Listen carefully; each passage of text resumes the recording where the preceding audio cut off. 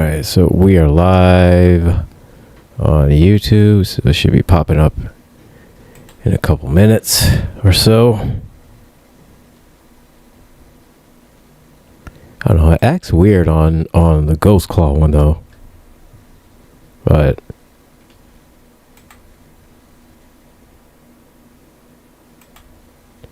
I don't know. I don't know what's going on with it, but GCPR YouTube channel? yeah. Well, using the main way on Streamlabs. Something it for like a stream delay. I guess it's like a stream delay. No, it's just like it won't update the the stream like details, like the title of it, icons or anything like that. It won't update it. I saw that on the Villain's View on Sunday night. Yeah, because I was looking at my TV and I was like, oh, I can go to YouTube and go watch the Villain's View. And I'm sitting down. I'm like, where are these guys? I'm like going, they're nowhere to be found. And then I went on my computer and you were on Facebook, and then all of a sudden you were on, the GCPR YouTube channel. Yeah, and then what happened was there was a. Man, I was catching hell on doing that on Sunday.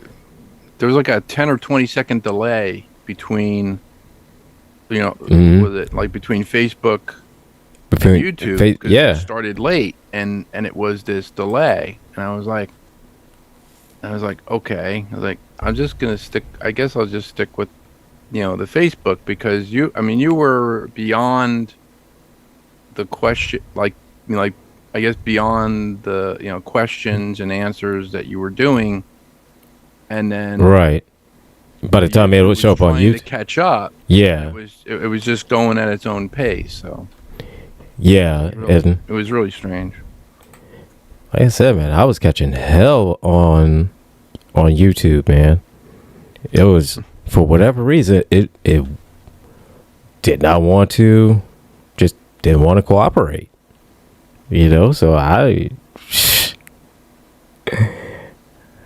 So I just got to do what I could, and it just was kind of like cross my fingers. I was hoping for the best. So when it ended up happening, I had to actually restart it like 3 or 4 times. I had to restart it before it connected to the GCPR YouTube.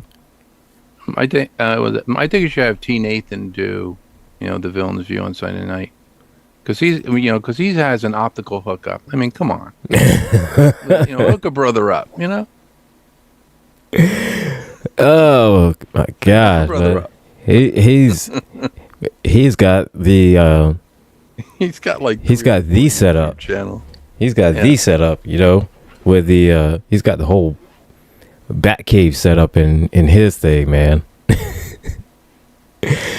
But we got. I asked him if he wanted, me to go to his house and go sculpt out the shale wall, out of foam, so it'll look like the Batcave. He goes, "Can you do that? I can't do anything." Oh, that would be hilarious. But we're live on the radio. We are live on online and everywhere in between. So this is Tech Tuesday. This is 6 o'clock. You're watching the Helpdesk. I'm your host. I am Gilbert, the angry IT nerd, and I am here with my co-host, the best co-host in all of the co-hosts in the internet. It is Techno George. His name is George. George, how the heck are you, man? I'm wonderful. I'm great. Good. Don't be too enthusiastic, man. Somebody thinks something's wrong with you. Yeah, it's been 2 weeks, man. It's been 2 weeks. A little over 2 weeks. It's been a little over 2 weeks. But I've been looking at some stuff. I was looking at this thing today. There's an American defense contractor startup called Xdown, Okay. and they created this thing called the PS Killer. It Mhm. is a kamikaze drone. It looks like a football. Okay. You gotta see this thing, man. It looks just like a football. It's got a little button on it. You throw it like a football. So a soldier in the field can throw it like a football. And in midair, after the activation button is activated, the back actually opens up, like a flower, and it starts spinning. So it's like a propeller, in the back, and then the nose, the front of the football, as it's spinning, has these two wings that pop out, and it's a kamikaze drone. So I guess it's and they said it's just like a like a throw and forget. You just throw it. All right. What was the name of it again? Let me try to see. It's called the P as in Peter, S as in Sam, Killer kamikaze drone. It's from a company called Xdown. American defense startup. Here we go. PS Killer drone. U.S. startup football-sized kamikaze drone. Okay. Let's see. Oh, yeah. It's literally the size of a football too. Yeah, it's like size. Oh man! I would assume it has like ordnance on board, like some sort of a plastic explosive or something like that. I mean, the whole entire thing would have to be an explosive, and I don't know if I want to hold that, man. It travels to its target. Man, I don't know if I want to hold that. Like for real. Don't punt it. No, punt it. Boom. You punt it if you want to. You punt it if you want to. You call you peg leg for the rest of your life.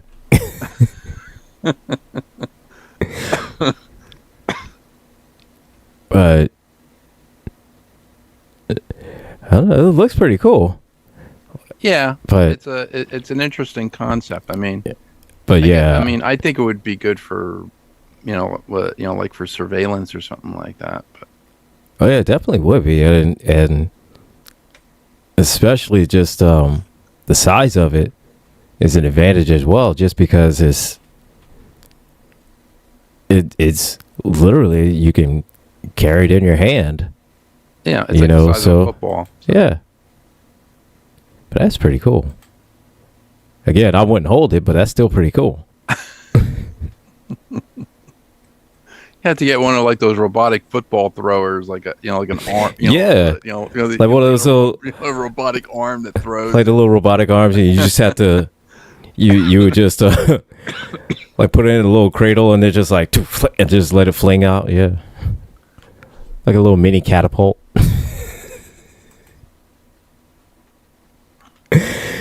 But I was having sort of a I don't know what you would call it.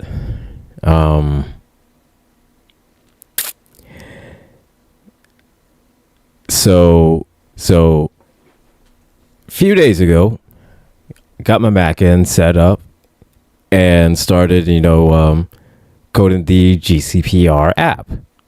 Mm-hmm. And getting it built and everything like that. And so and this is where I have the kind of thing, my issue with Mac, because again, I'm not changing my stance on Mac at all. I'm not.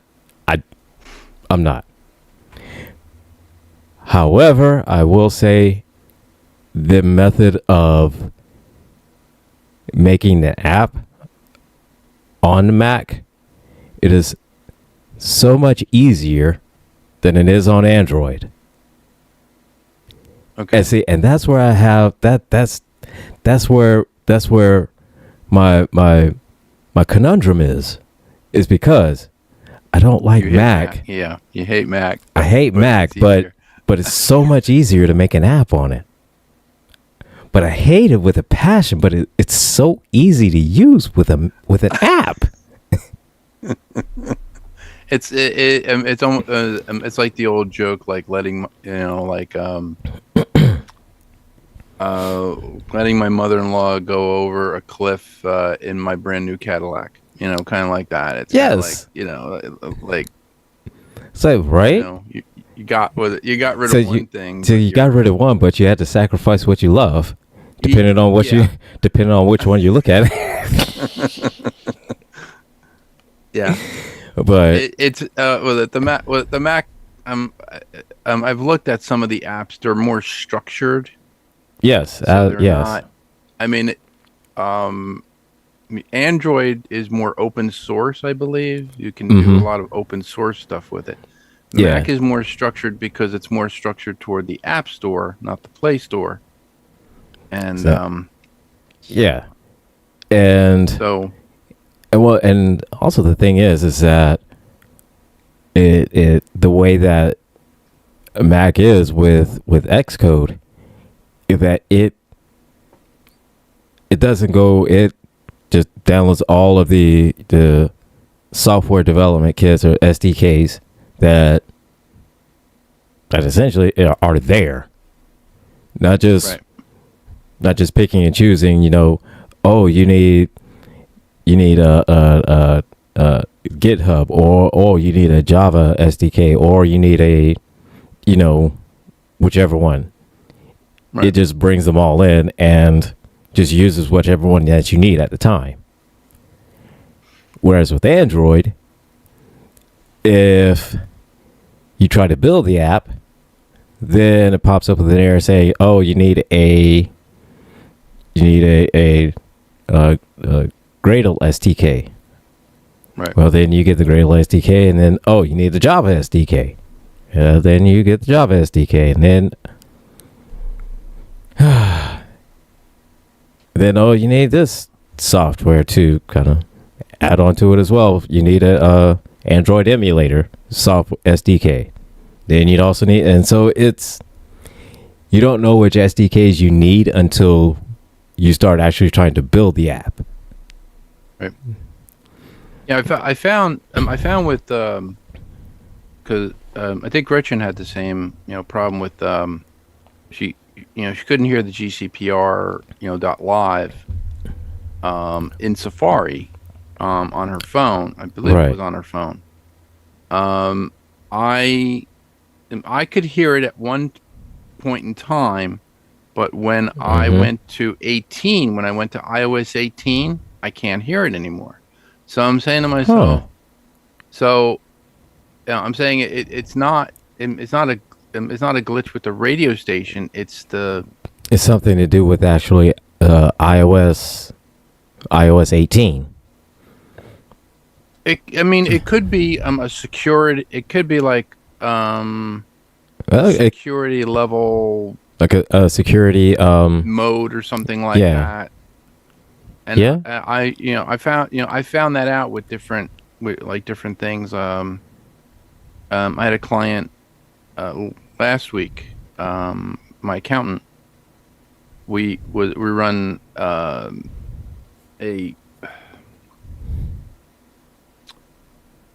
we run an application on she does taxes. Okay. So she uses the Intuit platform, and Intuit updated a lot of their security things, and then we found out that there was something going on where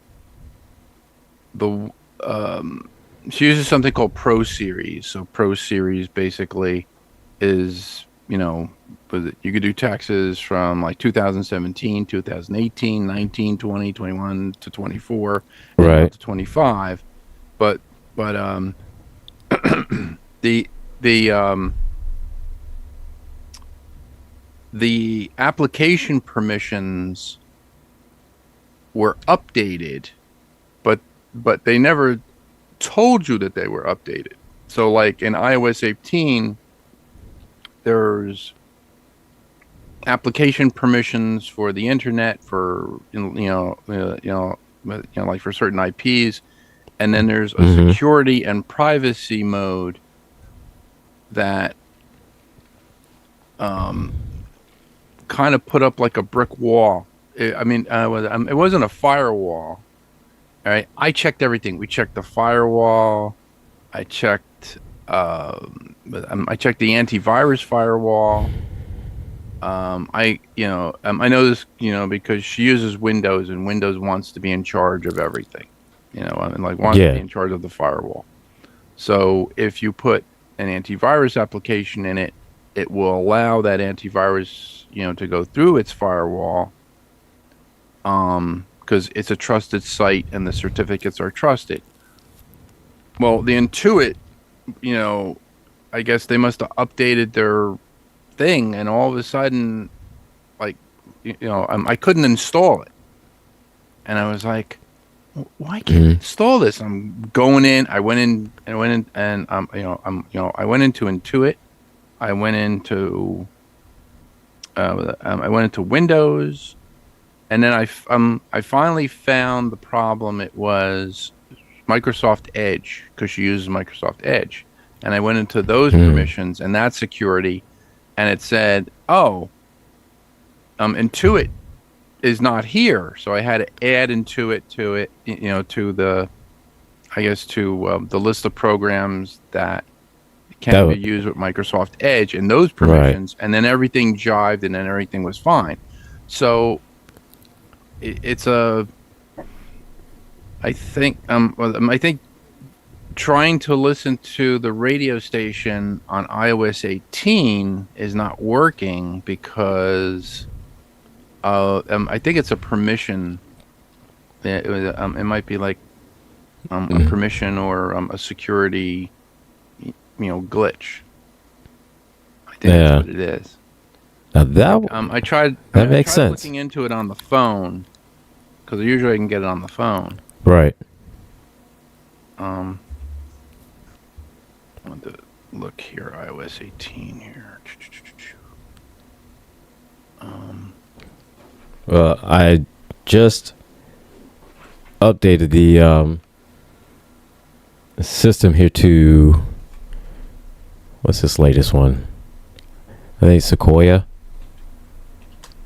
Oh, okay. Yeah, and I'm hoping. So now that you're saying that, maybe this Sequoia getting everything, the operating system up to date, using the latest version of Xcode, making sure that when I build it and run it, it's using kind of the latest Xcode tools. So perhaps that'll solve the issue. Yeah, my wife has an iPhone as well, and she can still hear the radio station on her phone because she hasn't upgraded to iOS 18. So there is something. So there's something in that within that update that is I guess it's some kind of security fix or vulnerability that let's see what the vulnerability that just cuts the radio out. It says, according to recent reports, iOS 18 has vulnerabilities related to accessibility features where attackers with physical access to a locked device could potentially gain control over nearby devices or access sensitive data like recent photos without authentication, highlighting the need to keep your iOS updated to the latest version to address these security flaws. Some vulnerabilities include issues with Bluetooth, control center, Wi-Fi components as well. So I would assume it would be Control Center. Accessibility and accessibility exploits. One major vulnerability allows attackers with physical access to a locked device, potentially manipulate accessibility features to control nearby devices or access sensitive data without authorization.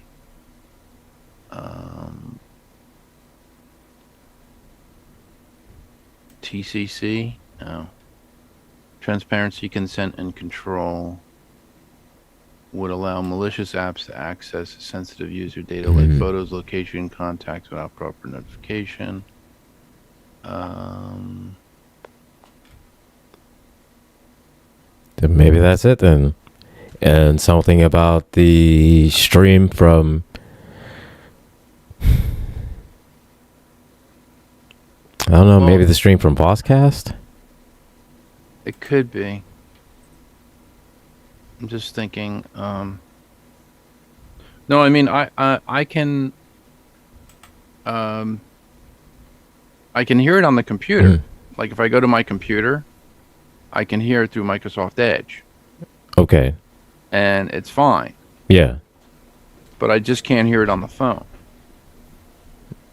So, but my computer is Windows. My phone is Apple. So yeah. That's the thing. So I'm thinking that maybe this app will sort of like kind of either bridge that gap or fix the problem or I don't know, something. You know, I mean, the play button. Or at least be able to listen to GCPR, through iOS 18. Right. Let's see So, what comes up here. No. It says info not available. This info is currently offline. For the current track.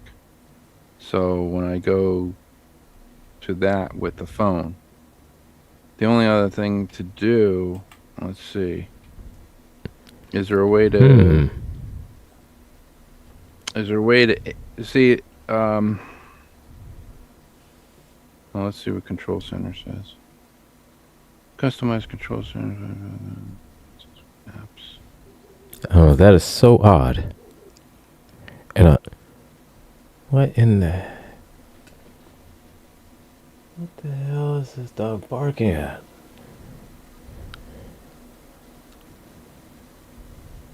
This update brings. Oh wait. iOS 18.3. I guess I can update. Oh, let me see. I'm gonna try. I'll try updating with iOS. I don't know if you want to do that unless you can. Well, but I mean, you're gonna have to anyways. It doesn't work now. I mean, what the hell? I'll just try it. Couldn't hoit. No, couldn't hoit. Couldn't hoit. Okay. Right. Yeah. Plugged in. So it's gonna go to 18. It'll be 18.3 instead of 18.0.1. Apparently 18.3 is supposed to work with Starlink, so we have to, find a way to, hack in to Starlink and maybe retest some satellites. Oh, I'm sorry, I didn't say that. Didn't say that out loud. For educational purposes. For educational purposes. It's for educational purposes only. For educational purposes only. I'm gonna use. I was gonna use my giant flipper device on. Yes. And for educational purposes. For educational purposes only. Yes. So. Oh, when was it? Sunday? Sunday, I believe it was either on Rules or Nerdquisition or on Villain's View, where Chuckles had sent a comment saying that he just got a VPN and ask if I say, give like a quick little, tutorial about using a VPN. So yeah, the virtual private network. Yeah, using using a virtual private network. Yeah. So yeah, my friend Matt, when he used to live, here in America, he lives in moved back to England, but he used to live in Morristown, New Jersey. He had a VPN, and I was like, so I'm saying, so what does this do for you? He goes, well, I can access all the BBCs. So he had a Fire Stick. It was a he used some sort of an open source piece of software on the Fire Stick. Right. It opened up the Fire Stick to everything, so he could get anything. I mean, get every single channel, everything. But the VPN allowed him to get to all of the BBCs. Yeah. So there are different BBC affiliates. Well, not affiliates, but transponders to different satellites for the BBC. So you can get BBC News, BBC America. You get BBC. Well, that's BBC One. BBC Two is actually what they watch in England. And then there's BBC Three. BBC Three was all the sports, so you could watch all the soccer, if you wanted to. And so Doctor Who was being broadcast at the time.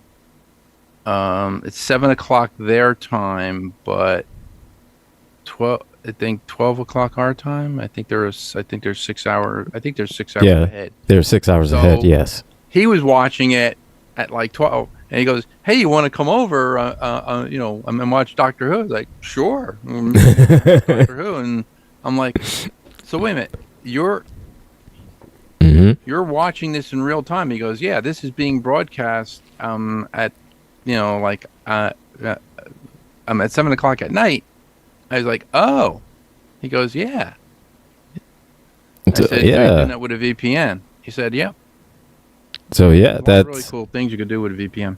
Yeah, and definitely one of the really cool things. So anybody that is listening and will be listening, VPN is a great little piece of software that gives you a bit of an extra layer of protection. So you don't be raw dogging it out on the internet like that. You know what I mean? So you can use it to just like how with George's friend, you can set up a location where you can watch any channels. You do the same with Netflix because there's shows and movies that are available, in Europe that aren't available here. You watch BritBox. Yeah. You watch the thing with the VPN is it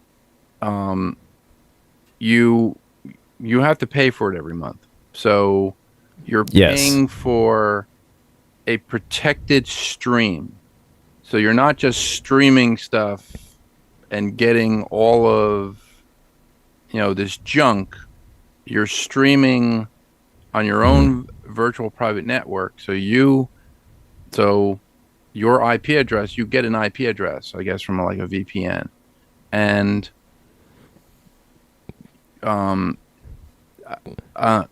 it's protected. So basically your IP is not being broadcast to everybody else because you're paying for it. So it would be like if you had YouTube Premium and you had no commercials, you would be streaming to the shows that you want to watch on any of the transponders that are all over the world, like any satellite, that can get it.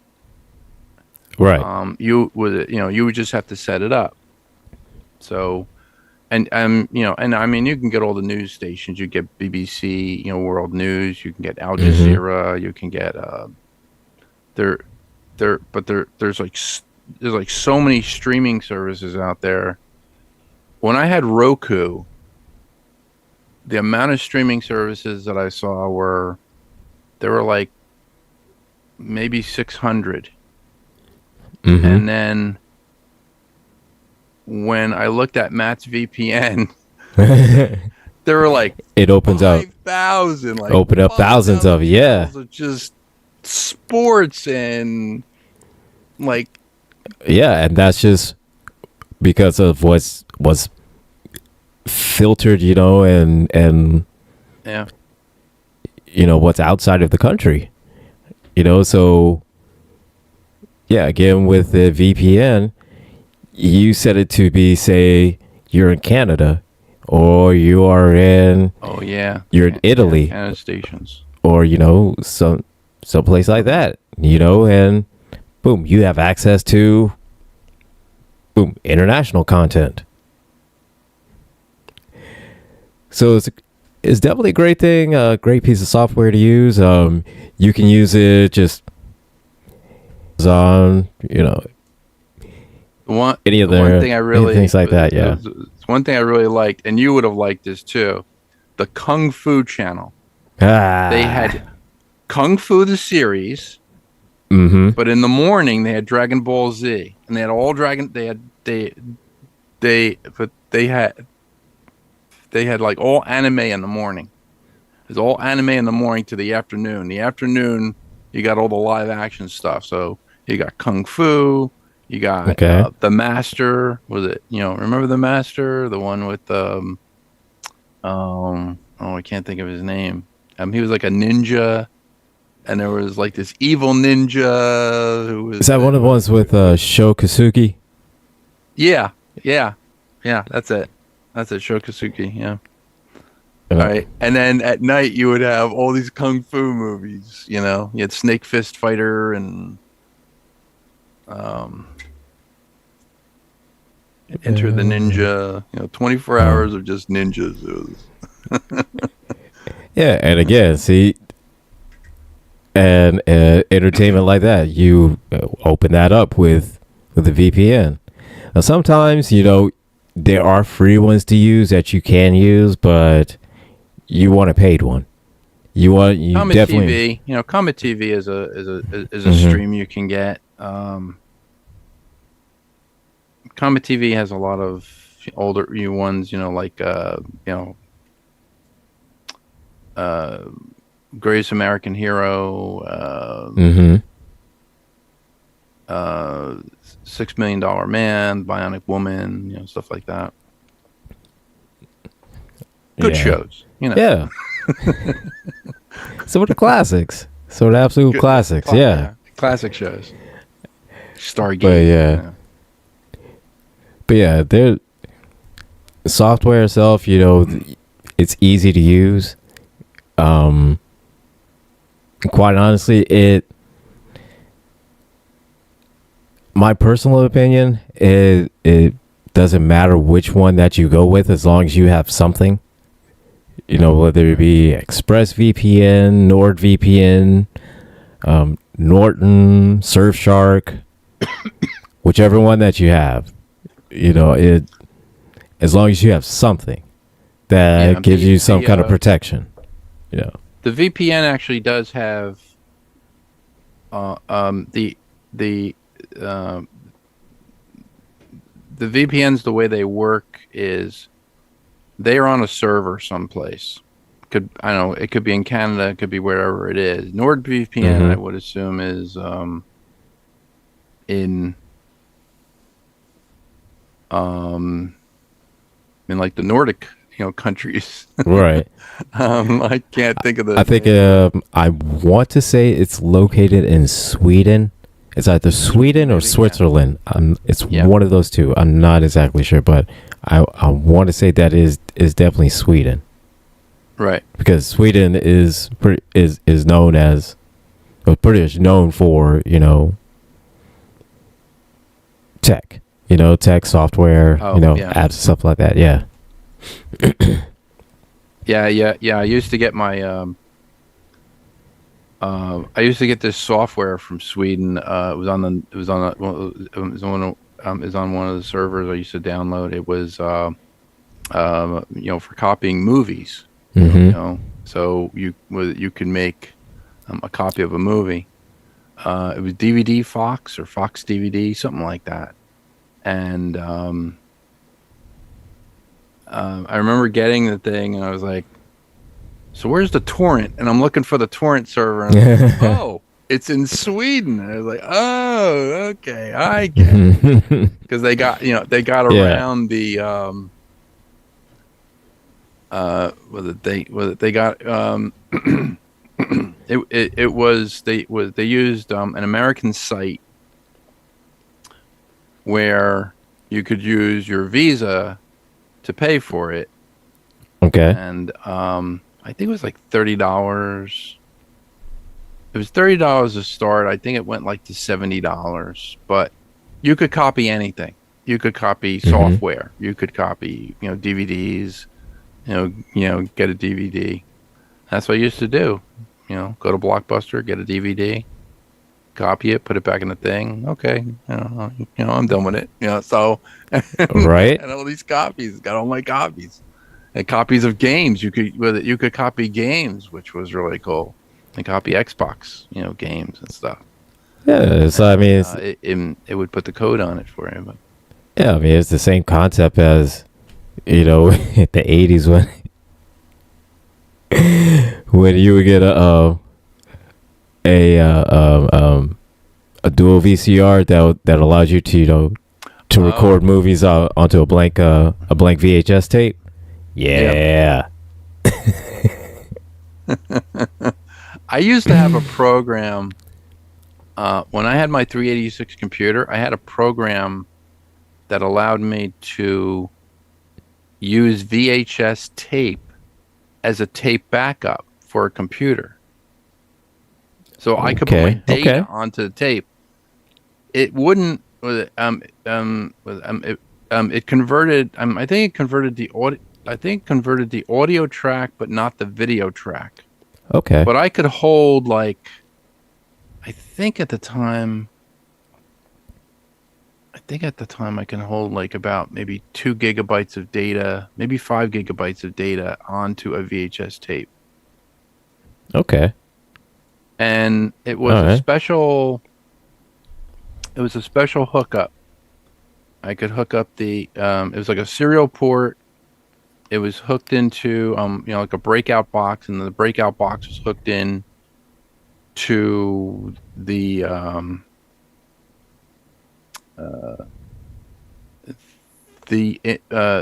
input video feed, the yellow the yellow RCA cable into the VCR, and I can go from the computer to VCR. And my friend was like, "Are you copying movies?" I'm like, "No. I said I'm using the VHS tape as a tape backup, because tape backups at the time were very expensive. I think they were $28 for the tape, and then the player I think was like $400 to $500. And VCRs were only like $80. So yeah, just to do it that way. Yeah.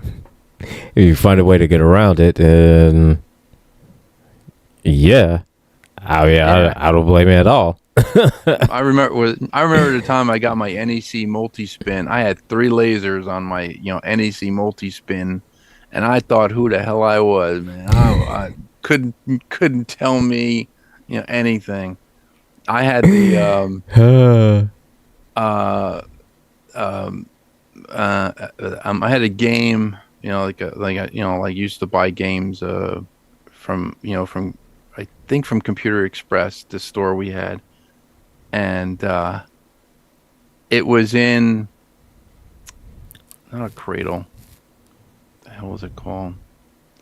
It looked like a giant floppy, case, and you would actually put the DVD in it, and then you would put the top on it, and the top was clear. It had a little slide, almost like the 3-inch discs, and you would just take it and put it in. Oh, the tray. Oh, it's like an enclosure. Tray. But I mean, almost like an enclosure, but yeah. Right. It was, it was like a big enclosure. So it kind of turned it into like a giant floppy disk.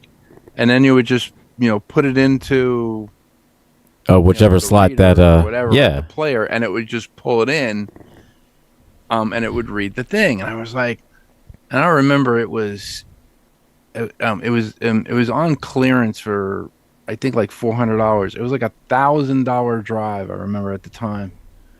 And you couldn't tell me anything about. I was like, I got a multi-spin. So I could do everything. I got a 3D618 computer, man.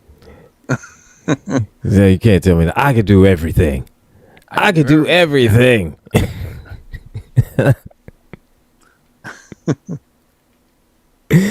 Oh man, but Yeah, it was funny though. And then once I got it, about a year later, they came out with just the ordinary DVD R drives, right. and the thing was obsolete. It was obsolete within a year, and I was like, yeah, okay, yeah, okay. Oh, see, that's the thing. There's some things that you just know are not gonna last. But then there's a few things that surprise you, but that one didn't. Just that one didn't. Steve Warnick, I remember he had Close Encounters of the Third Kind on Laserdisc. And he has this Laserdisc player. This thing looked like a '78 album, man. Just put that you just put that. I remember seeing the big laser. A big Laserdisc. Yeah, he still has that thing. Oh man, because I remember those Laserdisc players because they look like this, like stereo players, but like a giant record player. Yeah. Right. It looked like a giant record player, right? And it had with it, and his his had the drawer that like the drawer would come out. Oh man! And you place the thing on it, mm-hmm. And you just hit the button and it went right in and it started playing. It was like really nice. I mean, like really clear. The sound was really good and everything. And right. I think it had the Toslink digital sound embedded on it, and I think he asked me the one time what it was. I said, "Oh, that's Toslink." He goes, "What is that?" I go, "The Toshiba link." Toshiba, created this thing called Toslink, which took audio. It was basically an optical fiber cable, and you plugged it into the back. It had a little laser in it, so it had like a laser encoder in the back on the board. You plugged in this optical cable, and then the optical cable, plugged into your amplifier. And if your amplifier had Toslink on it as well, you would get the digital audio portion of the movie through your speakers. This was before 7.1 Dolby. I think it was like 4. It was 5.1 Dolby. So 5.1 Dolby sound was you had had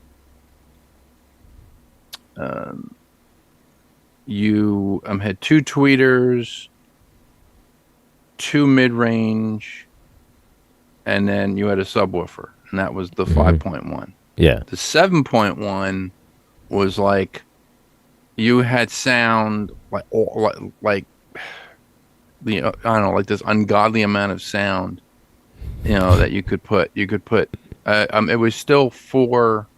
1, 2, 3. 1, 2, 3. It was still 5 speakers, but right.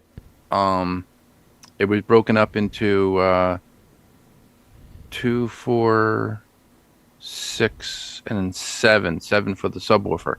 The subwoofer was this huge thing, but it had different it had different digital octave ranges, so you can get like motor Okay. sounds, Okay.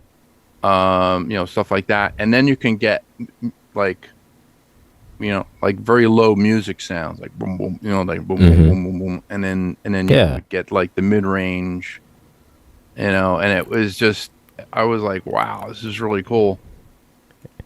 Nice. Um, I put a projector mount, and the projector mount had a throw distance of 14 feet. So I was like, okay, Okay. so it was like 95 inches, and it was I didn't have a calculator at the time to calculate it, and Okay. there was nothing online that said anything about it. They said it just had to throw the image down. You would see smoothing, and you wouldn't see it. I was so Oh God. so. Oh. I called, I called up Sony. I called up I called up the place, and they said, your screen's too small. You need a bigger screen. And I was like, well, how big of a screen do I need? You need 115 inches. So I had to get a 115-inch high definition screen. Got that, and then everything was fine. Right. But when I hooked up the projector to the mount that I mounted onto the ceiling, the projector was upside down. It was mounted upside down. And I was like, well, how is this going to work? So what happened was, when you turn the projector on, everything was upside down. And I'm looking at I'm trying to look at Oh my God. I'm trying to get to the settings, right? Now, usually when you're hitting the remote, right, the settings are going down, boom, boom, boom, boom, boom. Well, this way, this one's going boom, boom, boom, boom, boom, boom, and everything's upside down. So I'm trying to read it upside down. I get to the setting and it says orientation. I hit orientation and it flipped it. It flipped the image. So Right. then the image was like, I was like, okay, it's right side up. Okay, so so yeah, it was a learning curve, but I finally got it going, and yeah, I think the first movie I ever watched in that movie in the movie room was Iron Man. So Oh. I bought Iron Man on DVD, and I set up the speakers. I set everything up. I did, I Right. ran all the wires for all the speakers, and that room actually had 20-foot ceilings in it, so it would just echo, all the sound. Oh, It so it sounded was like it perfect. sounded like a movie theater. Oh, so it was I was like, perfect for a wow. movie room. Yeah, Perfect it for was it. perfect for a Yeah. movie room. Oh room. man, Still that love was nice. I could only imagine just how pissed you were. You tried to watch it, and you'd only got. It was like this, and it's like. I did that for about. I did it for about 6 months, and I was like, I can't take this anymore. I have to get it bigger. So, because I built the entire room for under $1,800. Okay. All right. I got remote control lighting. I got like the sconces, got all 4 sconces with the remote control lighting. You could dim it to a certain point, and then you can hit the button, and then it would just dim down. Oh It was really, man. really nice. And then, yeah, watched Iron Man there. I watched, I had the original Battlestar Galactica. I think I watched Starship Troopers. Watching Starship Troopers on that, screen. Yeah, that was good. That was really cool.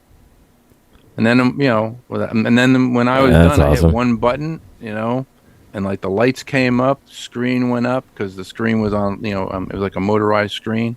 I got it from AccuScreens, if you go to accuscreens.com, they have Oh, those there. okay. And then, Nice. I had looked into, there's a company that makes these,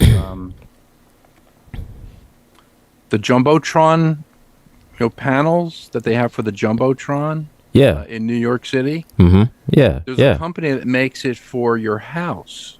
So they make the panels for your house, and you could put like you could create a jumbotron wall if you wanted to.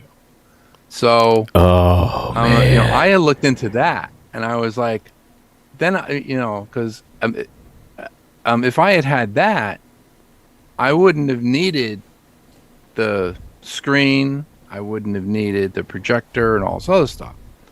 So I I called them up one day and go, "Oh yeah, we have panels in all sizes." I said, well, and they said, "Well, how big is the wall that you want to put it on?" I said, "Well, the wall is 20 feet, long. Sorry, Mm-hmm. it's 20, yeah, it's 20 feet long by 15 feet high. That's how I think. Yeah, I think the ceiling was 15 feet, so it was 15 by 20." And they're like, "Oh, okay. Here's your price." My price was $38,000. I was like, I was like, Jeez. that's a little bit out of my price range. The panels were, I think they were 24 inches. Yeah, they were 24 inches square, and Yeah. they were high definition. Or They actually for that had much, their it better own be. screensaver. I'm sorry. I said for that much, it better be. They actually had their own 38,000. screensaver, but if you put two panels together, it would take the image and stretch the image. So if you put three panels Okay. together, it would stretch the image to three panels, and then 6 panels and 9 panels and all this other stuff. And they said, "Yeah, we're the place who do the jumbotron." I said, "Oh." I said, "So what, I said, so what can I, put?" And they said, "You could put it on anything. Like you could if you had a cable box, we have a special splitter that splits right to the screen from your cable box. So you could Okay. watch the football game on the On, jumbotron in your yeah, house if you wanted to, like on those panels." I was like, "Wow, that's really cool." And yeah, that is pretty cool. they said you could do it with a computer. You could, like, I was like, "Can I play computer games on this?" And they said, "Yes, you can do anything you want with these panels. These panels are all open source, and each panel has a computer in it, so it Okay. understands the input that you're putting through it, and it tries to get And the best possible resolution for that thing." And I was like, "Wow." oh, So it was like very, very, very intelligent panel. And I was like, "Oh." that's They the said, that's it. That's the kind of panel that you play Skyrim on. That's the kind of one-to-one panel. scale. Yeah, everything Yeah. one-to-one scale. Mm-hmm. That's the kind of panel that when you see it and you start fighting a dragon, you will actually shit yourself. Yeah.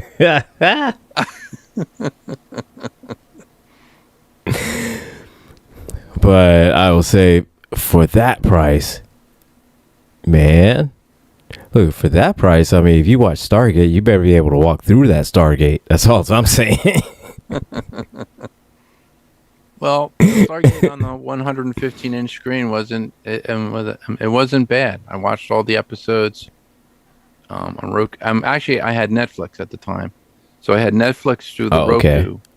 and then the Roku was ported through the Sony, the Sony sound and video system, and then the video system was hooked up to the projector, and it would project.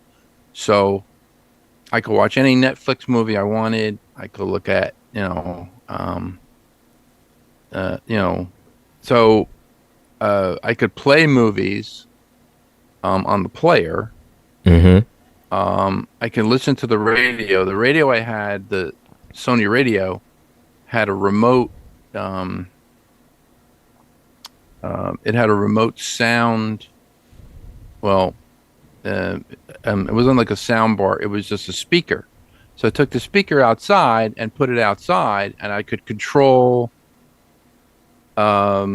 the entertainment system on the inside, on the other side of the wall, but I was outside and I could control it with the speaker. And the speaker had a full function like remote already built into the speaker.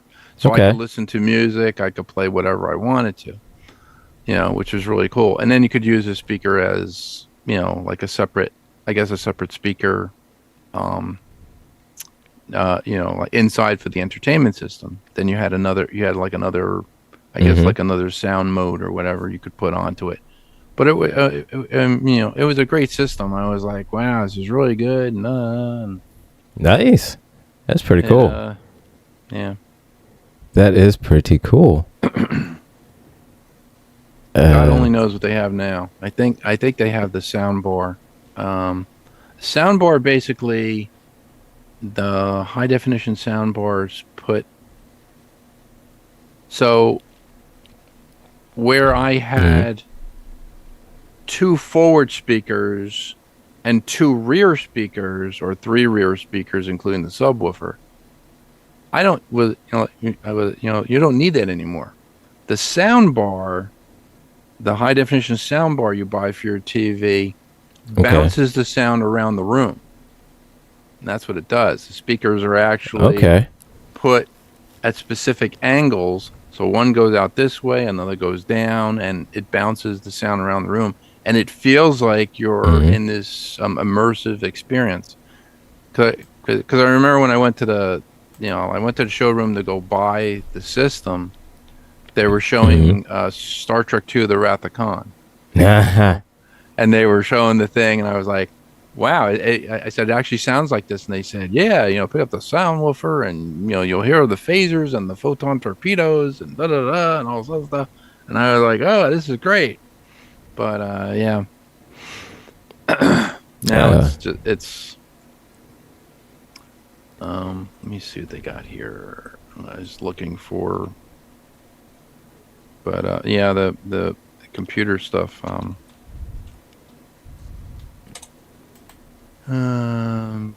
Okay, so let's see. I think we put the iOS on here. All right, let's see if it screws up.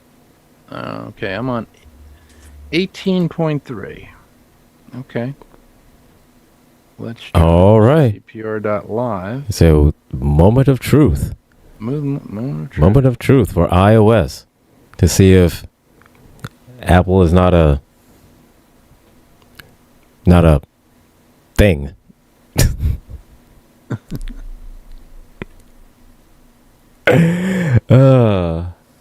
See if it.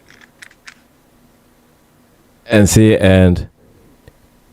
here's the thing that almost had me with Apple. All right. So while their method of developing an app is super, super easy, then it came to the part of actually uploading it to the App Store.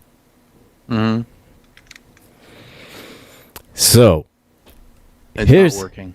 That's okay. No? All right. No, I'm I can't hear it on my phone. That's right. Oh, well, again, that's Apple. So there's a that's Apple. Said, and the only good spot is just being able to make that app. That's it. But the difference between putting that up in the App Store versus putting the GCPR app, Android app, up on Google in the Google Play Store, is that in the Google Play Store, you have to pay a developer fee of $25 one time, one flat rate. That's it, and you can upload all the apps that you want. Upload, down, delete, whatever. Apple doesn't work quite like that. Apple, you have to pay $99 a year. What? Yeah. And it's one of those where you pay $99 a year and it says, oh, you pay so you'll still be able to have a listing in it. You'll still be able to access. You'll still be able to blah blah blah blah blah. So essentially, just saying is that $100 a year, and this app stays in here. If you don't pay $100, then that's it. So, highway robbery. And again, $20 a year. Apple snapped me back to reality. And again, the $99 would be bad, but it wouldn't be so bad if it wasn't like every year. So I get to a point. I get a developer fee, but not as like a subscription type of thing. So wait, so if you upload the app, you pay $100 a year. You have to keep paying $100 a year to keep the app on the App Store? From the way I understood it, yes. Jeez, I mean, you can almost buy a brand new Mac. Right? All that money. Right? And this is coming from one person, $100 a year. Imagine all the other people who've written apps for the App Store. Yeah. Yeah. Which here's the thing, why they can create goggles that. Well, yeah, because here's the thing: if you develop an app and you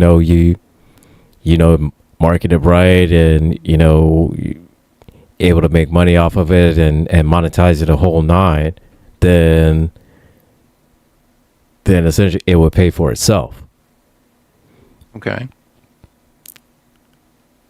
But to get to that point, though, that's the thing. You don't know what exactly is going to be the one spark or be that catalyst to oh, my app just went from having 20 people to now 200,000 people to now 2 million people to now 20 million people. Okay. So I mean, once you get to that point, then $99 a year is nothing, because I'm going to get 200,000 a year, so 99 is nothing. Yeah, that's okay. So I can understand that, but but still, $100. But still, accounting for it doesn't account for for the individual or for the small business that's starting out, Right. Because I think we just need our own dedicated server, and then you don't have to make the apps anymore. We could just use the Shoutcast app, because that's supposed to go to iOS, yeah, or Android, and I'm like, okay. So then I was investigating it, and I was like, we can't be on Shoutcast because we don't have a dedicated server. Mm-hmm. We need a dedicated server. I was like, okay, so we need a dedicated physical server that ports the radio station to the internet. But then I found out the little idiosyncrasies that are associated with that. We need a static IP, and I'm like, okay, so whichever state, because we are a multi-state station, wherever the state is going to be, you'd have to pay for a static IP in that state. Right. And I was like, okay, so you need a physical server. You need a static IP. I get that, because static IP will anchor that IP to the server. Yeah. To the server. The server will port all that information, out to the internet. That's how you get listed onto the Shoutcast list. Right. That's how people can find you through Shoutcast. Because if you go to Shoutcast and then you go to the app's already written. But if you don't have a physical presence, you're not going to be able to use it. And I said, Right. well, that would save Gilbert all this headache of trying to create an iOS app and, a Google Play app and all this other stuff. And I'm like, wouldn't it be better just to do that? So then I'm saying to myself, well, wait a minute. We don't have the money for this. We don't have the money for that. We don't have the money for this. And I'm like, where is it going to, where is it going to be? So then I looked at, they make virtual cloud servers now that you could pay for a virtual cloud server. And I looked at the virtual cloud server and I was like, okay, it's a lot of money. It's like, it's like, it's a lot of money per month. It's it's like the $300 to $400 range. $300 to $400 range per month. Yeah. To have that server. Yeah.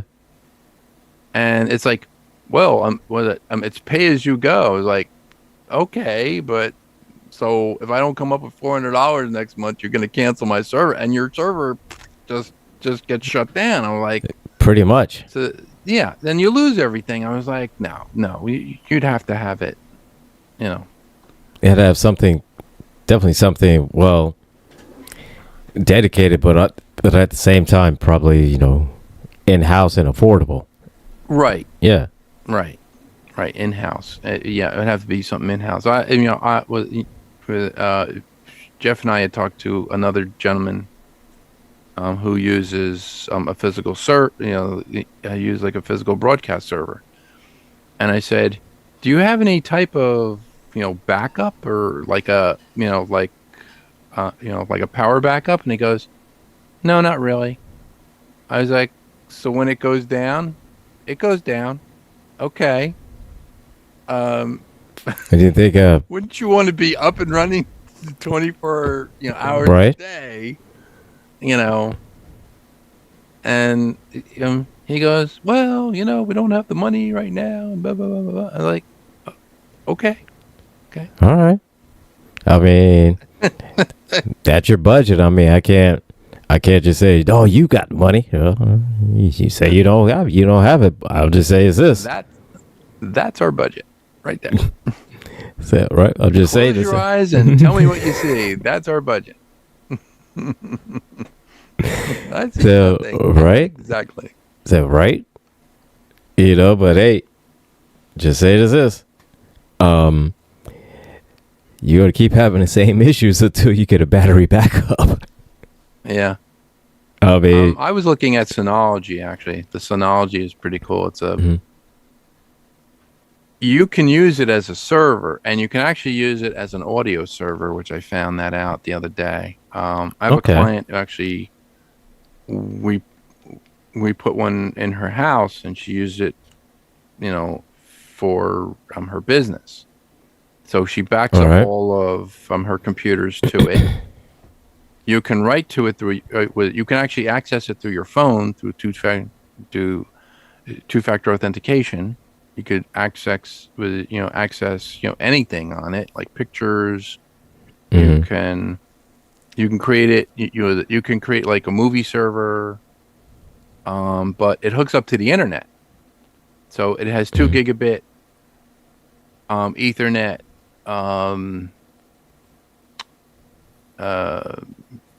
Ports on it. It has a USB port for taking flash. So like if you have a flash drive and you have some other data you want to put to it, it has a little input port for like USB. But you can create like a LAN with it. So you can set it up in RAID. So you can set up a RAID, which is it's a redundant array of independent disks, and I think I set hers up for RAID 2. No, I set hers up for RAID 0. So Okay. so it has 2 hard drives on it. Each one is, I believe, 8 TB. But they're the thing with thing is when you set up these things in RAID, drive 0 and drive 1 write the same information, and that's called fault tolerancy. So it means that if one drive craps out, the other drive has the data on it. So there's 2 copies running concurrently on both drives. Mm-hmm. You could set it up where you can have 16 terabytes if you want to, and have no RAID if you wanted to do something like that. But the thing I like about it is it's extremely powerful. It uses a lot of open source software. So a lot of the software that's on the Synology site you can use. There's something called Hyper Backup. Hyper Backup allows you to do snapshots of your data and snapshots of your computer. So what it will do is, if you set it up for snapshot, what it'll do is every computer that is on your network that's hooked up to your Synology, if you run the snapshot utility, it will take a snapshot of the profiles of each of those computers. So say you have a Mac running, you have a Mac, upstairs, you have a Windows PC downstairs, you have a MacBook Air, you have an Asus, or you have like an MSI gaming laptop, in your room. You have whatever it is. It doesn't care what operating system you're using. It doesn't care what computer. It will take a snapshot of that computer, and it'll look at the processor. It'll look at how much RAM you have, how big the hard drive is. It'll actually look at the motherboard architecture and take a snapshot of that as well. So any computer on your system that craps out, say the hard drive, breaks or something like that, unlike your gaming computer, God forbid that should happen, knock on wood. But never. If the MSI goes down and you can't play any more games, you have to go get a brand new, you have to go get like a brand new hard drive. You put a brand new hard drive back into that computer. You go to your Synology, and you find the snapshot for that, computer, and you say, restore my MSI. It'll restore it in an hour. Done. It goes right from Synology to that computer. It'll rebuild the drive from scratch. Operating system, all your games, all your applications, everything, boom. You reboot your computer, there it is. That's what I love about, that system. Yeah, that's convenient. Yeah. I mean, that's just absolutely super convenient right there. But the thing I like about it is that we could possibly use that as a GCPR server. So we could use that as a music server for for the station, and it could keep all the shows on it too. And it's scalable. So the one that I saw, it has 12 drives. It can hold 12 drives, 2 hot swappables, and then 10 drives, I believe, up to 10 times. Was it? It was up to 8. I believe it was up to 80 terabytes. Okay. All right. So, yeah. That one is like definitely enough room. It's like $2,500 for that thing. Oh, and that's not bad. It's $2,500 for the appliance, but the drives are going to be more. The drives are going to be in $200-$300 range. Oh, I thought that was all together. I was about to say that's all together. That's not too bad. No, it's 20. It's going to be. But with all together, then pulling a Gretchen right here. We are pulling a Gretchen. because you got to do the math on this one. Let's see here. Synology. It's a Synology NAS, so it's a network access storage device. They make a which is the larger one? So this is the 12 bay one. $1,800 for the 12 bay.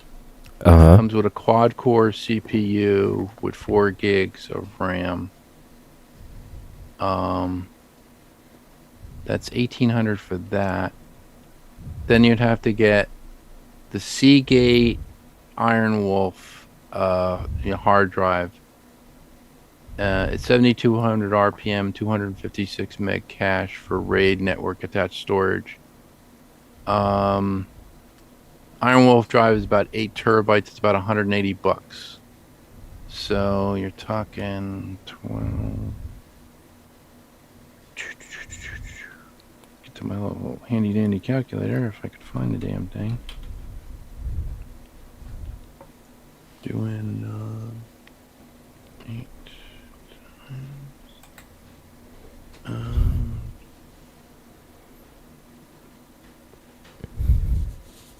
So that would be 96 terabytes, but we're doing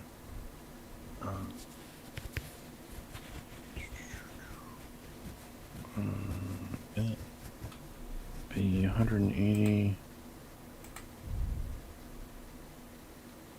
times 12.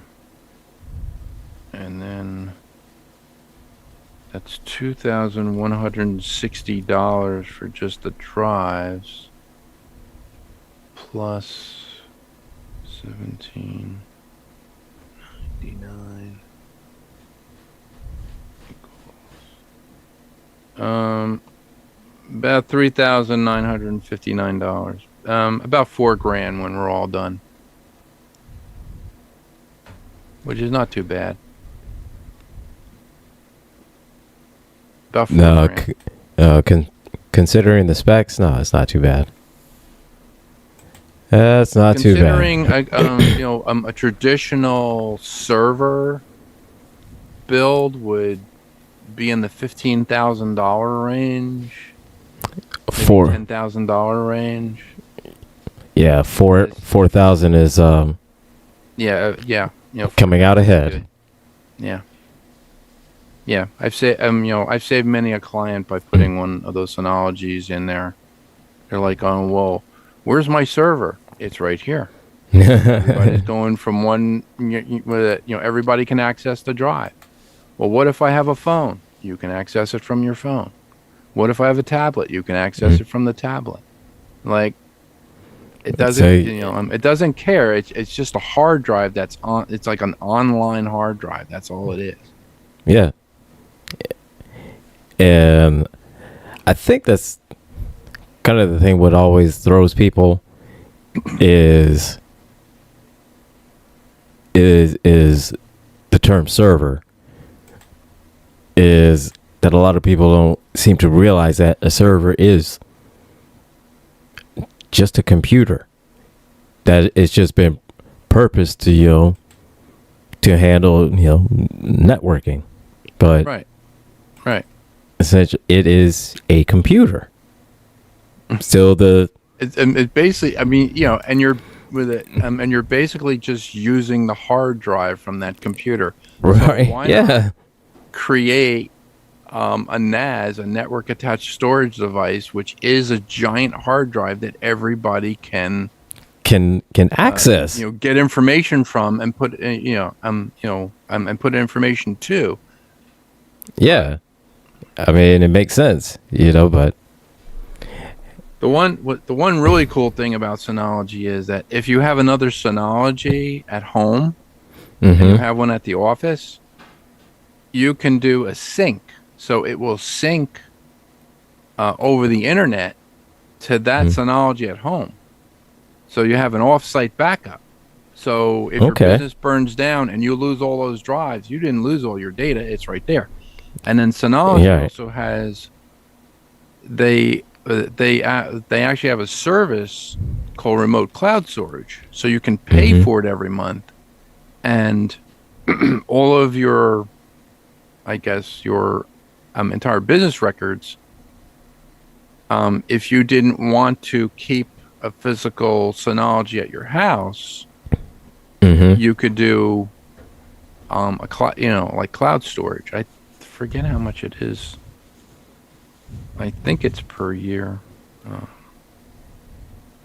Synology cloud storage. See, we're about to find out.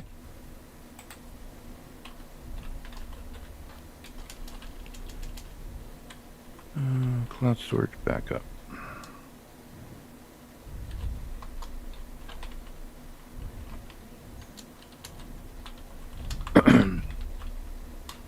One terabyte is $60 a year.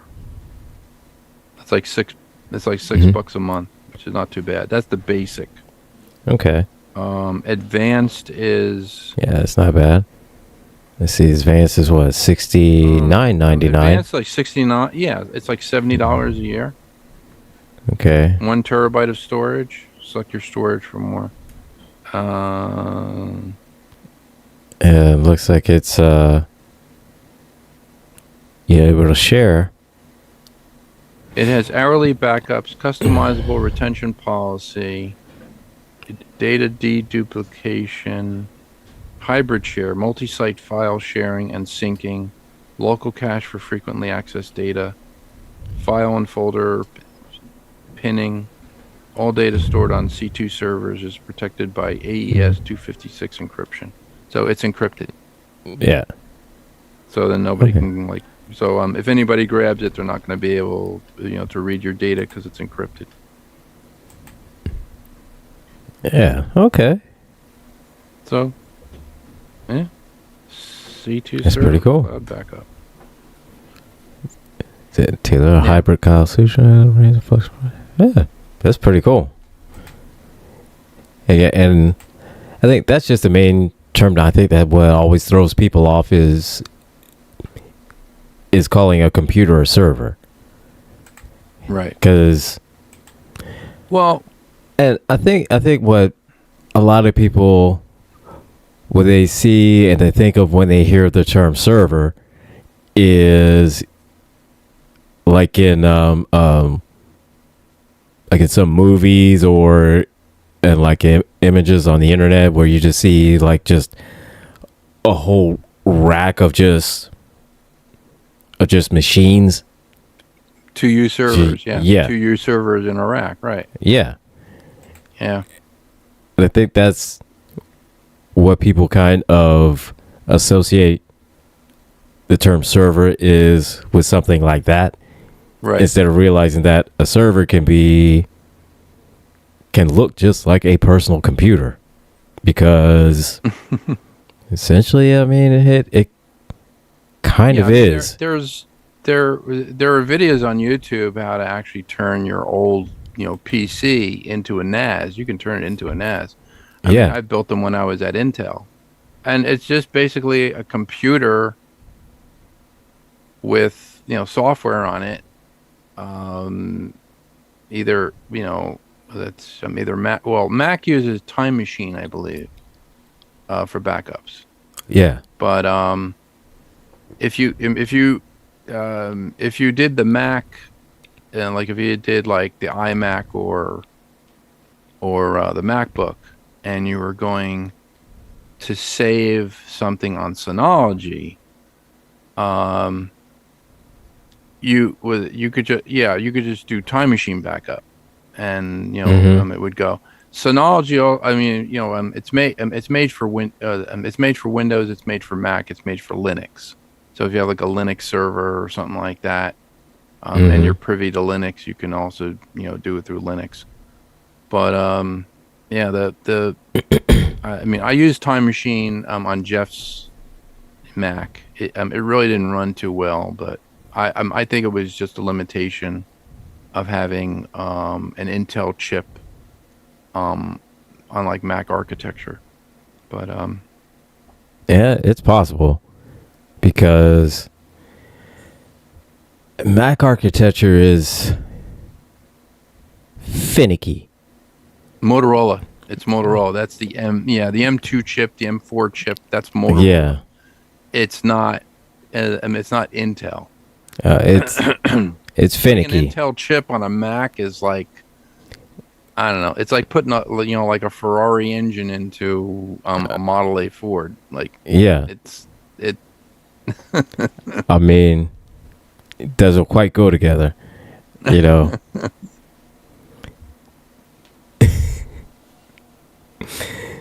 But let's see.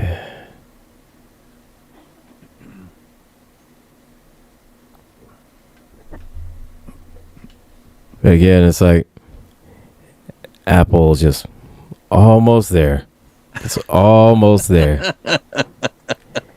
The one thing that I could have said, honestly, I could have redeemed Apple, and I would have had to eat my words of Apple is all right. No.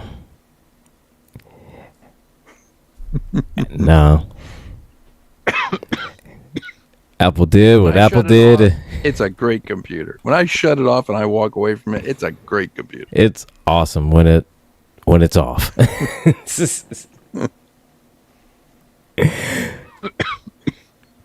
No, but I would say objectively, Mac is fine. If that's your fancy, that's what turns you on, hey, that's great. But personally, again, like I just said, it's not for me. Not for me. I got it because it's literally the easiest way to make an iOS app. Because trying to download a virtual software so I could be able to essentially make a Mac OS emulator didn't quite work out. Looking at certain services where you could rent a Mac online, which essentially is just like remote dialing into a Mac, but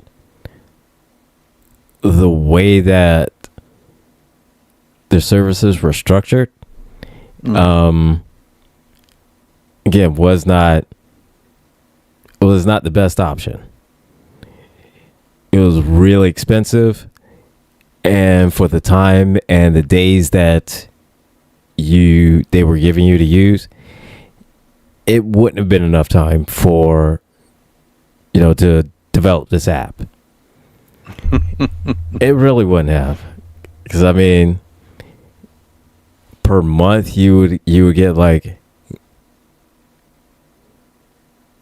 7 days, 10 days, the entire month, depending on how much you're willing to spend or what your budget looks like.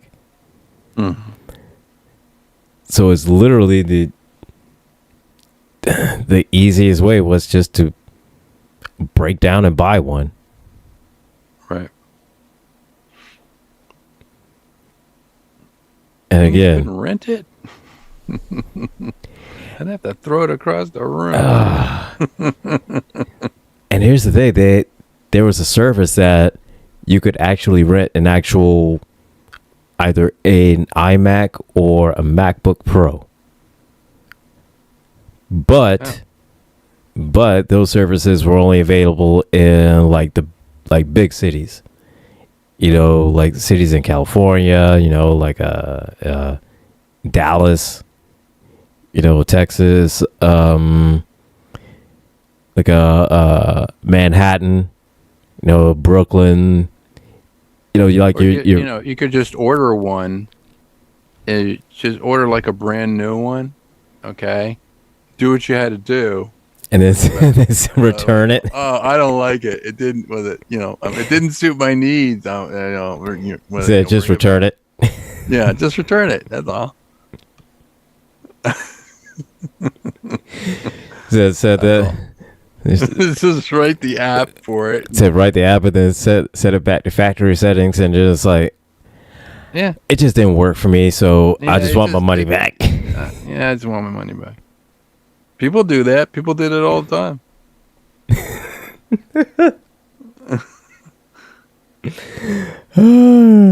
Trying to find a Stinger hub. Where did I see that? It was an encryption? I think it was encryption hub.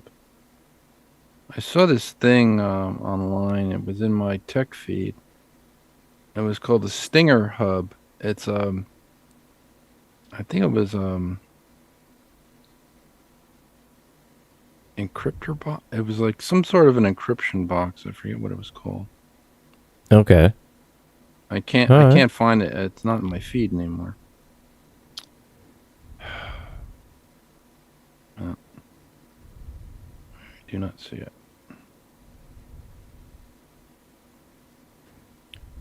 Okay. Yeah. Trying to find it here.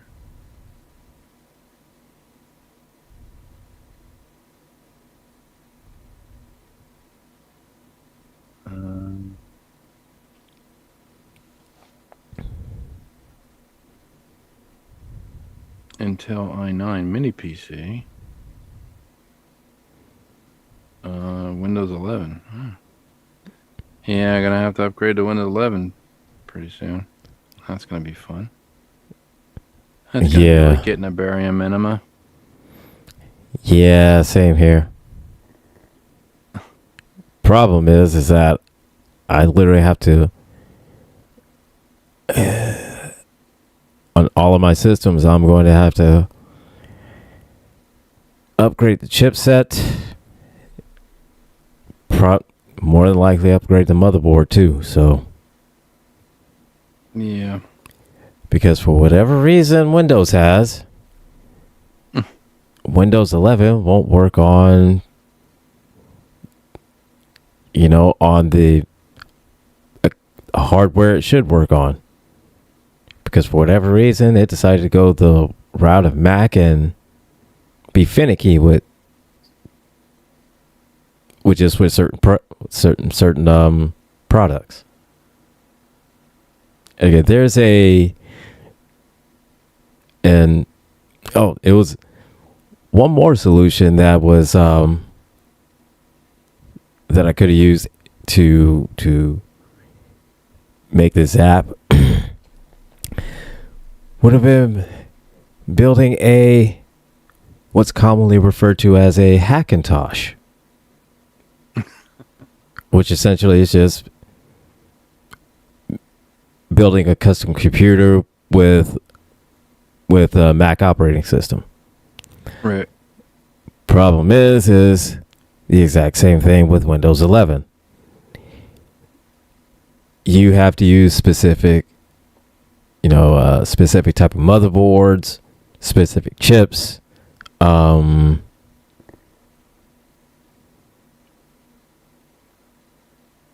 specific what else? Type of RAM. Like it's extremely specific of what you have to have. And brands, speeds, from chipset, motherboard, video cards,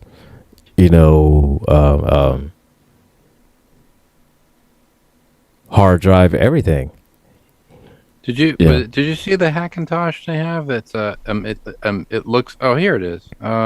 Second generation 8-inch computer replica Macintosh. Oh, this is on AliExpress. That's why. Oh. Let's look at this thing. $733. Computer replica Macintosh retro computer desktop all in one. And It let's looks see. like a Macintosh.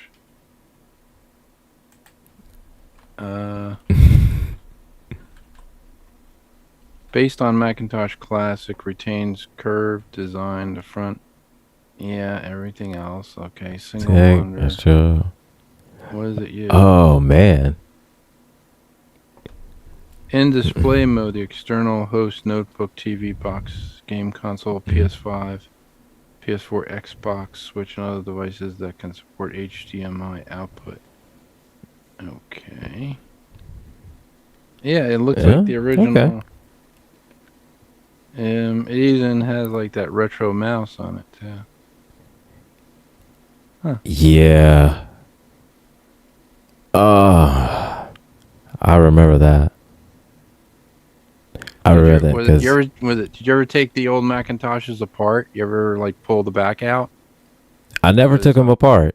I never took them apart because on the inside there's a stainless steel shield that goes over the electronics. If you pull that out, all the people who worked on that computer, all their signatures are embedded on that stainless steel cage. Oh stainless man, steel cage. It's really cool. Yeah, that is pretty cool. And see that I would have never known that. Never would have seen that because see at the time, and see it under a technicality in my lifetime, this is the second Mac that I've owned.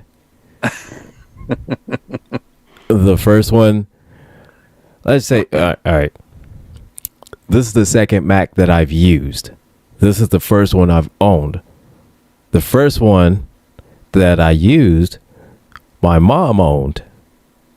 Oh. And I hated it. I did not like anything about it. Did not like how it operated. Did not like how it looked. Did not like it. I hated it. Since then, that hatred has flourished. It has been well founded, yes. It has. The seed of the hatred of Apple began around roughly 1985.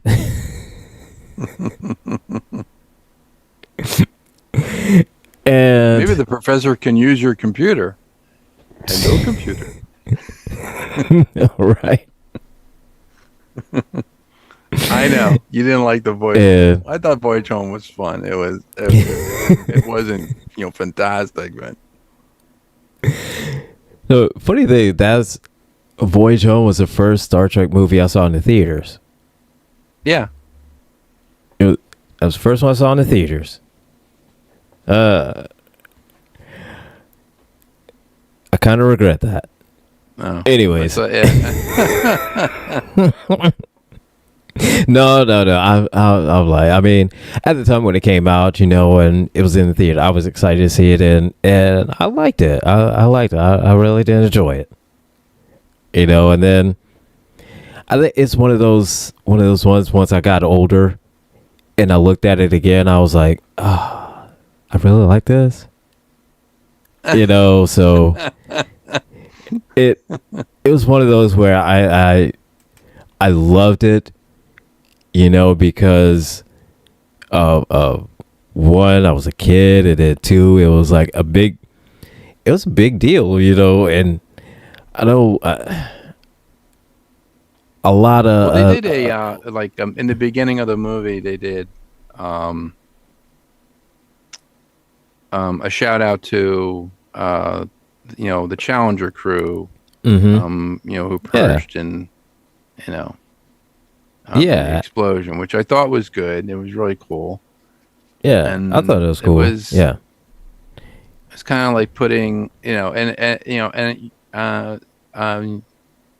always like those episodes of Star Trek where, they beam down to a planet where the civilization is not as advanced as Starfleet, and they kind of have to hide the things that they're doing and everything, and Kirk's in the restaurant, with the oceanographer, and Right. he and he has like the Klingon communicator with him, like going, what's that?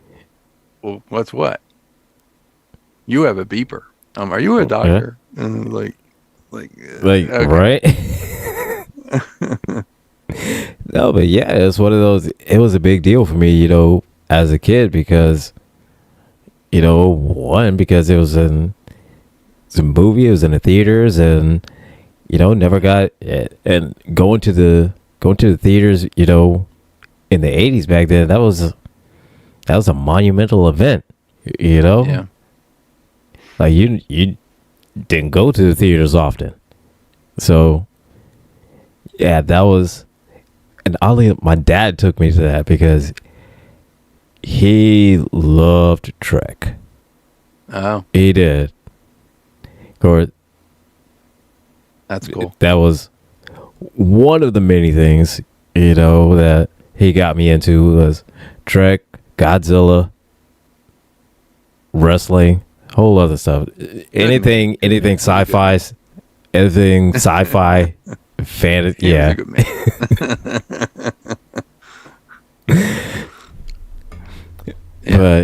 My dad was not.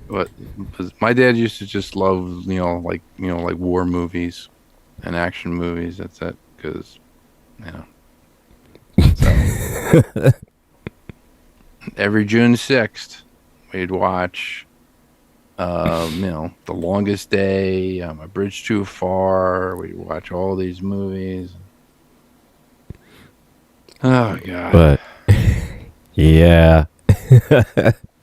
Yeah. I never saw Wrath of Khan in the movie theater. I saw Star Trek: The Motion Picture in the movie theater when it came out. Right. Wrath of Khan I didn't see. My brother told me about it. He said, "Oh, you gotta see it." Oh, da, da, da. I was like, "Yeah." and then it came on. I think it came on HBO when we were watching it on HBO.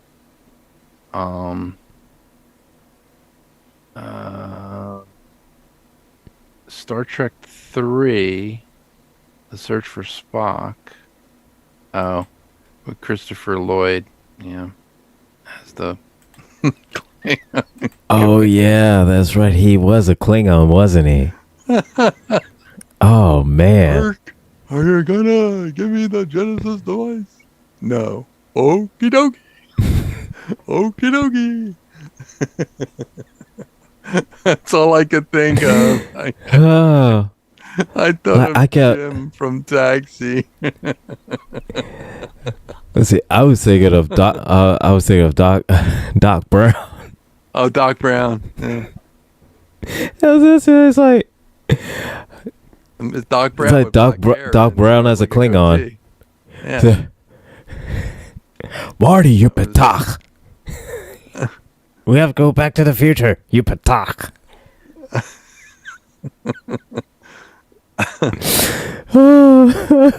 I remember Sci-Fi Sci-Fi was on at that time. The Sci-Fi Channel. And they were showing a Trek marathon.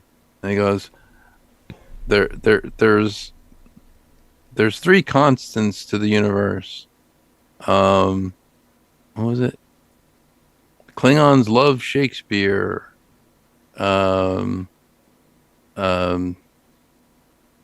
Something else, and then he goes, and even numbered Trek films don't suck. It was like a tagline that they had, and it was hilarious. I was like, yeah, like all the even numbered Trek films were good. Star Trek: The Motion Picture. It was okay. It was okay. It was just like a beauty shot of the new model. That's all it was. Yeah.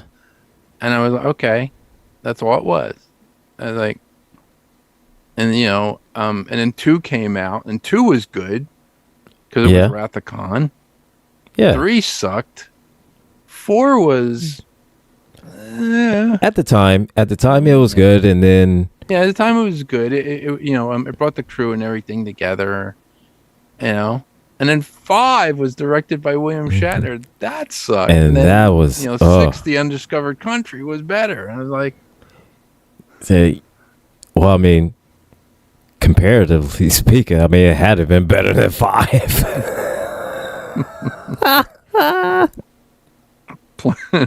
Plan B. B. Right. Plan B. B for Barricade. He's not serious. I'm like, yeah, he is. Yeah, he is. Yeah. But oh man. Not enough Jameson in the world to wipe that memory out. Not enough. Not enough blood wine in the world. Oh, I was looking at. I have to send you the link to it. There was a guy who made a batleth. Out of steel. Really? Yeah, made it out of steel. He welded it all, and he was showing. He made it for a customer of his, but he actually put a blade on it, like he put an edge on it, and he made it out of I think, what did he make it out of? 240 steel. I forget what it was, but yeah. And he did it all by hand. He's like a metalsmith, and nice. He's like putting the thing in the fire and doing it all by hand, and he was doing like a little bit of welding and stuff like that. Yeah, it was really cool. It was like, oh wow, this is really nice. Yeah, made out of steel, like real steel, and then it's wrapped with the like the leather braids for the handles. Yeah, I have nothing but respect for anybody that can do blacksmithing and metalworking like that and stuff like that, and do welding. I have nothing but respect for them. Nothing but respect for guys that could do that. I gotta find it because I put a new one in my feed. Because the times I try blacksmithing, I don't have the patience for it. I don't. I do not have the patience for it. Bennett the Smith. I'm gonna send it, and I'll send this to you. Where is it? Damascus steel.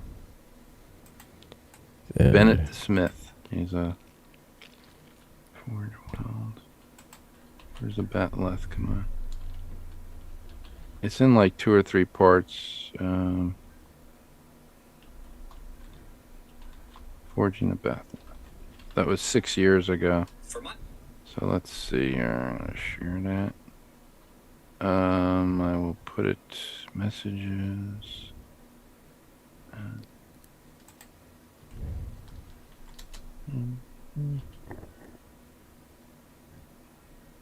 Yeah, that's cool because I've one to you. Cause see, I've always wanted to get a batleth. Oh yeah. Yeah, I have. Because years ago, I got it was from a Comic-Con that I got a Macleth, which is the knife. Mechleth, which is the Mechleth. Yeah, which is the knife. Yeah. So, or the dagger, the 3-pronged dagger, and I looked at it and I was like, oh, I have to have this. And of course, the batleth is one of the blades I want to get. But I know it is woefully out of my budget. Renaissance Fair. He was a sword maker, and he made the Kurgan sword. Now, he didn't make the actual, he made a replica of the Kurgan sword. Okay. Highlander. And I said, I said, "Did you make it so it comes apart?" He goes, "Yes, I made it the same way in the movie. Oh. It comes apart." And I was like, "How did you do that?" And he goes, he put these two ball bearings on either side, kind of like a dimple piece, and Okay. then on the blade is basically the one end is like this, and Uh-huh. then the the other end comes to a point like a shorter point. So that's basically the center of the sword. Okay. And then where it meets, it like clicks in. And I was like, so wait a minute. It clicks in, but how do you unclick it? He goes, you unclick it from the pummel. And I was like, oh. Huh. And he goes, I said, because in the movie, he takes it and he puts it together and then he's, doing all these tricks and stuff with it. And Right. I'm like, how's the blade not coming off? And he said, well, he put a spring-loaded pin inside the pummel. So when you actually hold the handle, there's a little thing for your thumb. Now, the Okay. the thumb there's actually two. There's one to release the blade, the top blade from the middle, and then there was another one to do the Yeah. guard. The guard actually comes out, so it comes from here and it goes out like this. And I was like, "Oh, that's pretty cool." And he goes, "Yeah." That is cool. I said, "How much is that sword?" I was like, "Dude, how much?" I said, "How much money did you?" He goes, "It cost me to do all that because I did it on a machine. I machined it, but most of the blade he did by hand. Like he put it in the fire. Yeah. He banged it all out and stuff." And I was like, "Wow!" I was like, "How much did you sell?" He said I at the time, 19, 1992. I think he sold that thing for like 50 grand. Like he could sell that sword for 50 grand. And I was like, did somebody buy it? He goes, somebody bought it from me. He goes, everything worked on it. You could take it apart. Oh I made the man. case. I did the whole thing. I said, did you ever do like the Klingon batleth? And he goes, no, it's a tricky. He said it's a tricky, design to get right. But he did make the dagger. The dagger has the thing where you flip you You can flip flip the the switch thing. and it goes and the Yep. things come out. And I was like, that's awesome. Yep. The He said the blood. Yeah, he said the blood groove is it was it he put a blood groove in it, and I said, well, did you put the blood groove? He goes, yeah, I did that. He said, but to make that. He had to do it in two halves, and then he had to weld it. He basically had to weld it together, and then he had to smooth it all out and stuff like that. And he said that's how I got that, because there's a long blood groove, but it's like a hole. It's like an oval, hole on both sides. I said I saw the model kit for that. There's a model kit that they make, but the real, it can't do justice to the real thing. And I said, did you ever? He said, yeah. He said, he did like the McLeod sword, the Highlander sword, and stuff like that. And nice. he's making all these swords and stuff. But yeah, But yeah, I was like, wow. Batleth is one of the ones that I've wanted for years, but I know I cannot afford. And that and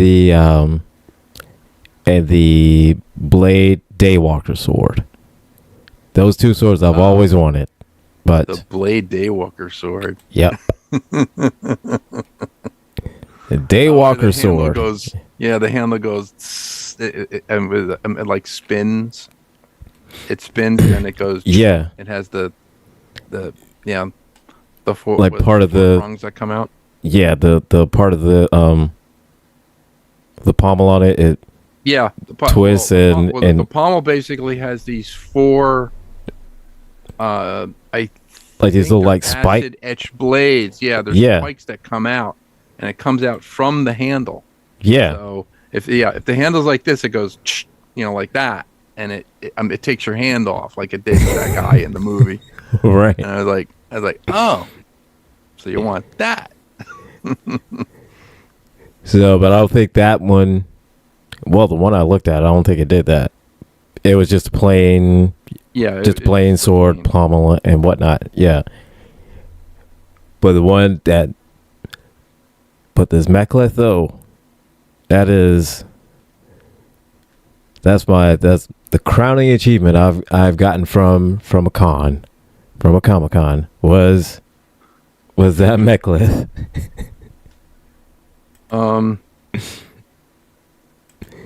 Museum Replicas actually has a lot of swords. I don't know. They have the Roman sword. They might have they have some Bushidos. Let's look at the shop here. Licensed products, I remember. A lot of Lord of the Rings stuff. I know they had Norsel. They had Boromir's sword. Yeah, they have that. Trying to find Highlander swords. Let's see if they have it. I thought they did.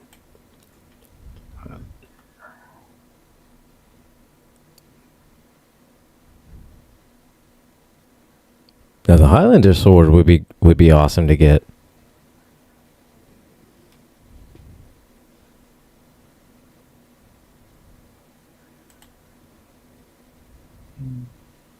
Yeah, sword of Robert the Bruce, $350.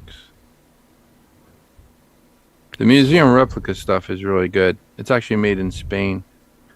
I really wanted to take that course. There was a course in Spain, ancient sword making, and it was at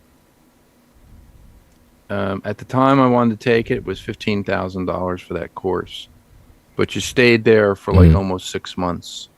And they showed you step by step how to make a sword from, the pommel, the hilt, the blade, everything, and then polishing, shaping. And they did it in the old, they did it in the old real world way. In the old world ways. So they showed you basically how to do it. I don't know. Nice. If that course is still available. It was available in the in the 90s.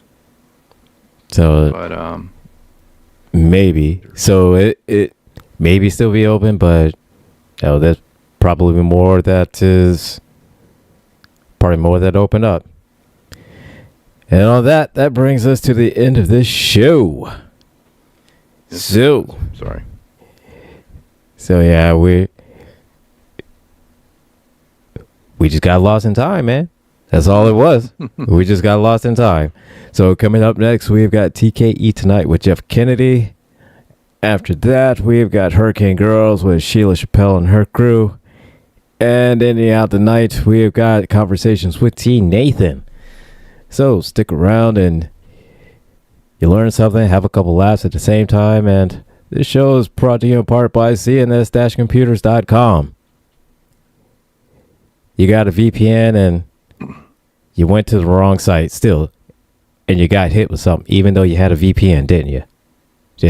I know. The angry IT nerd knows. I know everything.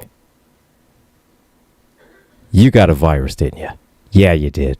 It's nasty. You got a worm. You got all kinds of stuff that's going on with it. Take it down there. Take it down to cns-computers.com, servicing the Stroudsburg and East Stroudsburg, Pennsylvania area. They'll get everything fixed for you. They'll get your system running right as rain. Tell them George sent you.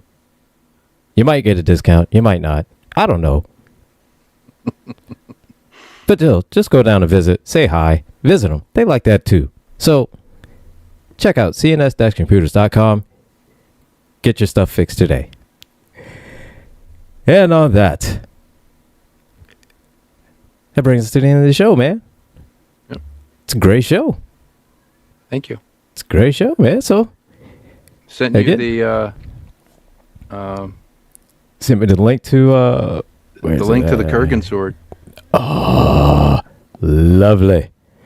20 pounds. I don't know what that is, and yeah, that's a little bit too heavy for me.